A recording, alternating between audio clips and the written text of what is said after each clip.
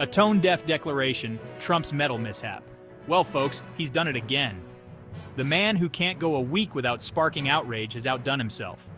This time it's Donald Trump versus military honors. You heard that right. Trump, in all his wisdom, declared a civilian award is much better than a military one. Why? Because, and I'm paraphrasing here, soldiers getting blown up kind of puts a damper on things. Needless to say, people were not thrilled. Veterans groups, Democrats, and even some Republicans were left speechless, momentarily, of course. It seems even when trying to compliment someone, Trump can't help but step on a rake.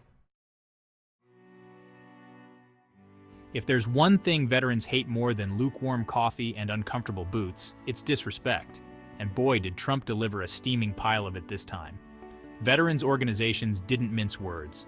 Asinine, disrespectful, and tone-deaf were just some of the kinder terms thrown around. The Veterans of Foreign Wars, a group not known for their love of drama, called out Trump's fundamental misunderstanding of military service. They, along with countless others, reminded everyone that military honors aren't participation trophies. They represent sacrifice, courage, and for some, the ultimate price paid for their country. Trump might think comparing awards is harmless banter, but for those who've worn the uniform, it's a slap in the face, and they're not afraid to say it. You could practically hear the Democrats salivating from miles away. Trump, already walking a political tightrope, just handed them a loaded gun. They pounced on his comments like sharks on a chum bucket. Disgraceful, unpatriotic, unfit for office. The accusations flew faster than spitballs in a middle school cafeteria. Democrats, eager to paint Trump as out of touch and disrespectful, used this opportunity to remind voters of his past gaffes about the military. Will this hurt him with his base? Probably not. But for those on the fence, those who see the military as something sacred, Trump's words might be a bridge too far. Section 4. A pattern of disrespect, Trump and the military. This latest controversy isn't an isolated incident. It's more like another chapter in the ongoing saga of Trump says what.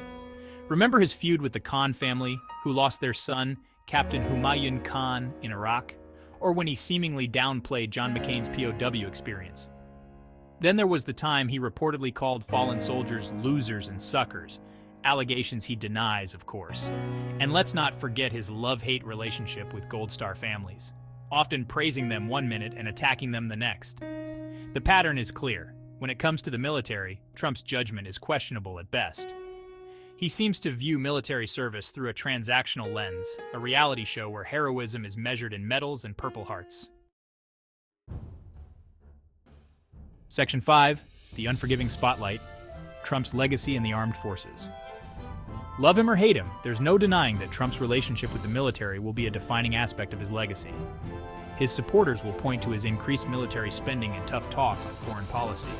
His detractors will highlight his gaffes, his insults, and his seeming lack of understanding of the sacrifices made by those who serve.